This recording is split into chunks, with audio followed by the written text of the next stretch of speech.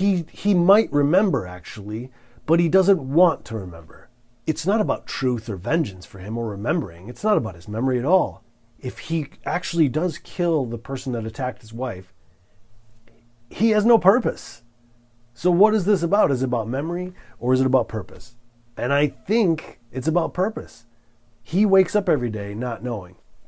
I'm not saying he wants his wife to be dead or he doesn't want to remember, but he has this goal, right? He wakes up every morning with this drive, and he seems to enjoy it, to be honest with you. And, you know, he's angry about it, and he's emotionally, you know, scarred by it, apparently. But it does seem to fuel his purpose, which is an interesting kind of subplot, or maybe it's the actual theme of, you know, is it about truth or is it about the drive that we need to wake up every day, right? So if the truth is that he knows that he already killed his wife's attacker, and he has to, let's say he writes on a note, you already sought vengeance successfully, just chill out. But he doesn't do that.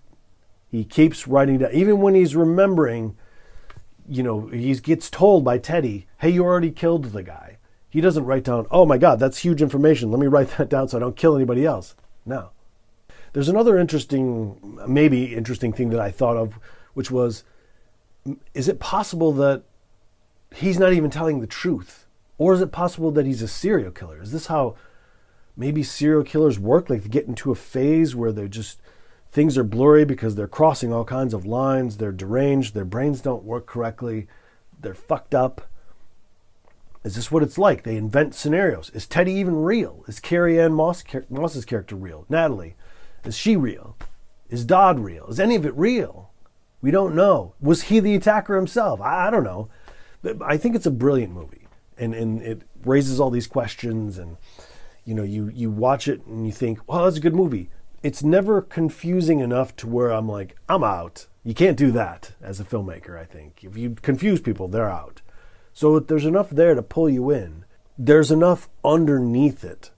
The moments that we don't really see at the forefront that make me think all these things. And I'd love to know what you think, because I feel like I'm not alone. There are other people who have done reviews of this. They touch on the same thing. But these things hit me this time before I saw any of that. And so watching the other reviews, kind of seeking that out, I'm not alone in this. But I don't know how prevalent that is. So if you see it that way, let me know. Maybe it's obvious. I don't know. It seems to be well crafted underneath, you know, like peeling the onion. It's not going to be the top few layers. You have to go into it. You know, there's the moment also at the end where Leonard says, you know, this guy stole my life.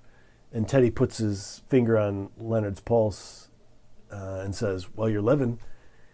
And Leonard says something like, yeah, for vengeance. And right there, that kind of hit me of like, something like, I'm paraphrasing, but something like, oh, he's into this for some reason. Like, it's not just about getting revenge for his wife's death, if that's what happened. He likes this. It's his purpose. I'm not saying he enjoys killing people. He might. I don't know.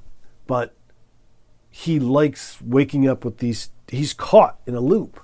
And I think it says something about that, too. There are all these little things that I think Christopher Nolan is talking about, like us getting trapped in loops and not wanting to see the truth. When Teddy tells him, I'm sorry, man, you're a freak and you don't remember, but you already killed the guy that killed your wife. Leonard does not want to hear that. You know, it's like the moment in They Live where they have the 7-minute fight scene where Roddy Piper is like, put these glasses on and you'll see what I'm talking about. And the guy's like, no, absolutely not. I don't want to know the truth. Because if I know the truth, everything's going to change. And I can't have that. Because I've built everything. I'm in the groove. I'm in a habit. I'm connected to this life that I've created.